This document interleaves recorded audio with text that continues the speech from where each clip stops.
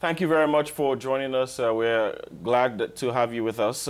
In Sudan, President Omar al-Bashir has promised wage hikes and appeals to his citizens to be patriotic. But are the promises and appeal enough to stem the recent tide of opposition protests in the country? Well, what we have so far as response to his appeal is that the country's largest opposition groups have called for a fresh wave of protests this Friday. And this time they are demanding the resignation of President Omar al-Bashir. They have also called for a march on the president's Nile-side palace on Sunday. So what are those protesting angry about? Steep price hikes, a fuel shortage and a liquidity crunch that forced authorities to place a ceiling on bank withdrawals as some of what they are protesting about. The central bank governor Mohamed Khair al-Zubair recently told a press conference that the bank would seek to reduce inflation to 27% in 2019 by increasing production of basic necessities such as wheat, oil and sugar. Bread and fuel shortages are affecting several cities. Now, let me give a quick reminder of some facts here. The country has seen inflation rise to nearly 70% annually, plunging the Sudanese pound against the US dollar. Now, we are going into a quick discussion with journalists on condition of anonymity, and want to know what are the demands of the Sudanese people now. Welcome to the program. Now, the protesters calling for change, to change the regime, to change the government, to change, the power in the country, to make a transition. And after, changing the Bashir government, they need to make transition government, to make a new government for from 2 up to 3 or 4 years. So according to the agreement between between the Sudanese between Sudanese opposition and the people themselves. This was the protesters need now in the ground, in the street.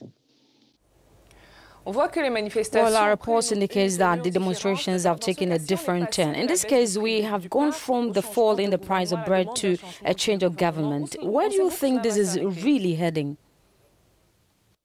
Where do, I think this will end.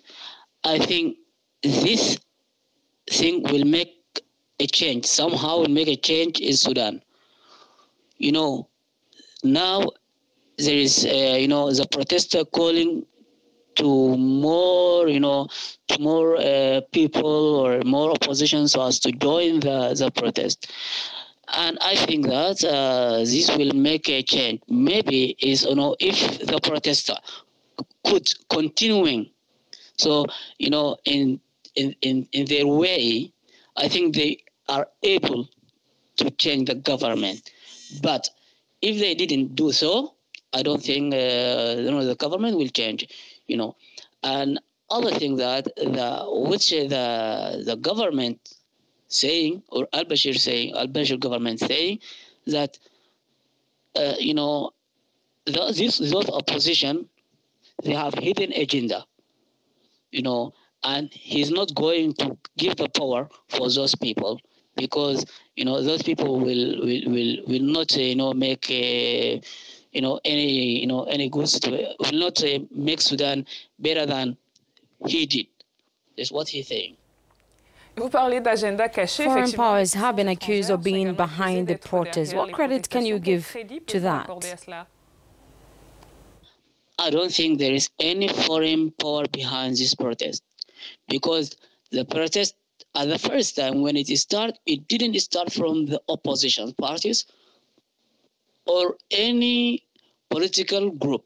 It started by the people from the street. It started from Atbara, and Atbara is it's a big city in northern part of Sudan, and after that it transferred from north to east to south and to the central Sudan. So after maybe I think more than 1 week from the protest, from this starting, the political parties or the opposition parties join the protester in the street. So I don't think there is any behind power from this from this protest.